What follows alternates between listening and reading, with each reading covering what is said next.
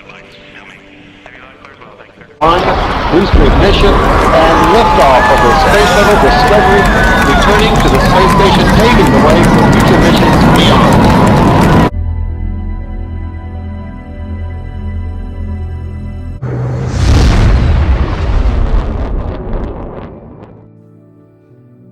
Hello friends.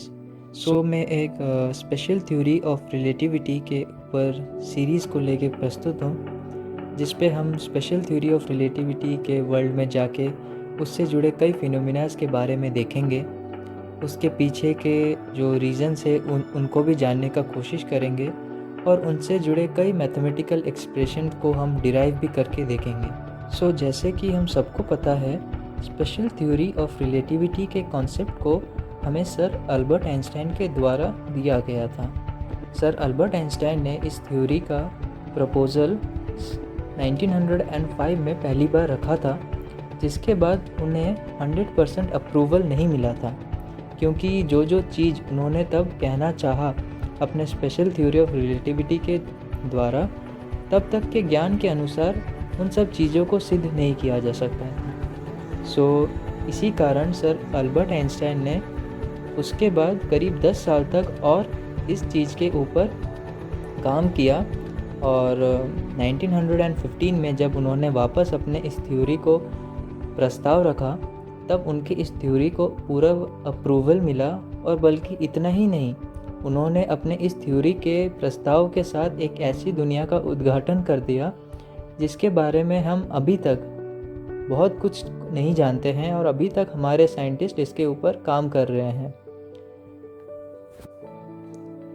सो Albert Einstein से पहले हम सर इसैक न्यूटन के फार्मूलाज के ऊपर हम अपने दुनिया को देखते थे, और बेसिकली बोला जाए तो आजकल के ज़माने में भी हम अपने अराउंडिंग जो मैक्रोस्कोपिक लेवल वर्ल्ड में जो भी काम हो रहा है उसे गवर्न सर इसैक न्यूटन के फार्मूलाज ही करते हैं।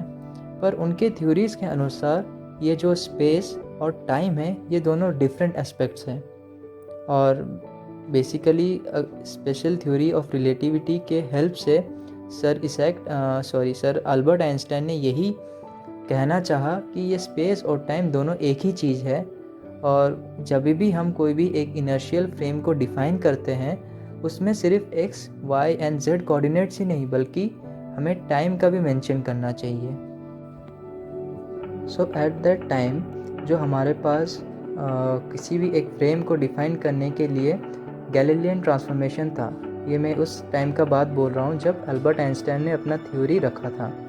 पर उनकी थ्योरी के अनुसार गैलीलियन ट्रांसफॉर्मेशन के कई सारे ऐसे रिज़ल्ट थे जो उनके थ्योरी से मैच नहीं कर रहे थे। सो उनके बाद उन सब मिसकॉन्सेप्शन को या उन सब थिंग्स को मैच करने के लिए हमारे पास लॉरेंस ट्रांसफॉर्मेशन आया, जो कि सर अल्बर्ट आइंस्टाइन के हर एक थ्योरी से मैच कर रहे थे। सो बीच में मैं ये लॉरेंस ट्रांसफॉर्मेशन, गैलीलियन ट्रांसफॉर्मेशन के बारे में डिस्कस करने लगा।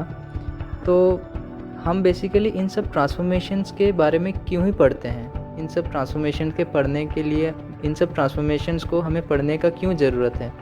क्योंकि स्पेशल थ्योरी ऑफ रिलेटिविटी के वर्ल्ड में जब हम जाते हैं, तब हम बेसिकली उन सब चीज़ों के बारे में पढ़ते हैं जो कि बहुत ही हाई वेलोसिटी से ट्रेवल कर रहे हों, और मैं थोड़ा प्रिसाइसली बोलूँ तो उन सब ऑब्जेक्ट के बारे में पढ़ते हैं जो कि किसी भी एक small fraction of speed of light से ट्रेवल करते हैं, जैसे कि 0.1 टाइम्स ऑफ सी और 0.2 times of c, something like that. इस रिलेटिव वर्ल्ड में कई सारे ऐसे फेनोमिनाज होते हैं जो कि हमारे नॉर्मल वर्ल्ड के फेनोमिना से मैच नहीं करते हैं, जैसे कि टाइम डायलेशन।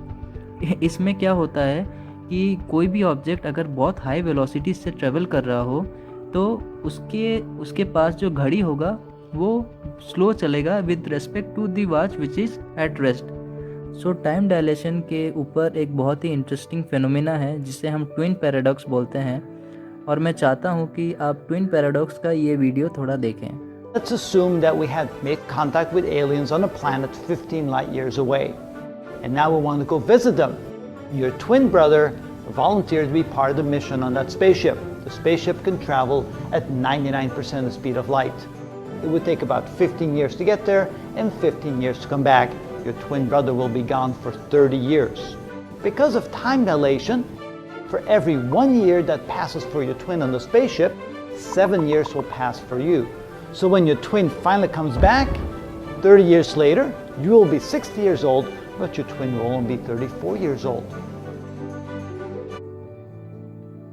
सो जैसा कि आपने देखा कि इस ट्विन पैराडॉक्स में किसी भी दो आदमी जो कि सेम एज के हैं और उन दोनों आदमी में कोई एक आदमी अगर स्पेस क्राफ्ट में किसी हाई वेलोसिटी से ट्रेवल करके आता है और वापस जब अर्थ में आता है तो उनके बीच में एज डिफरेंस आ जाता है। इस इंटरेस्टिंग फिनोमिना के बारे में हम आगे देखेंगे कि ये ऐसा क्यों होता है। और दूसरा फिनोमिना है लेंथ कॉन्ट्रैक्शन, जिसमें कोई भी ऑब्जेक्ट अगर बहुत ही हाई वेलोसिटी से ट्रेवल कर रहा है तो उसका जो ओरिजिनल लेंथ है उससे हमें वो ऑब्जेक्ट थोड़ा छोटा दिखाई देता है। इसके पीछे का भी रीज़न हम आने वाले आगे लेक्चर्स में देखेंगे कि ऐसा क्यों होता है और इसके पीछे का मैथमेटिकल एक्सप्रेशन को भी हम डिराइव करके देखेंगे।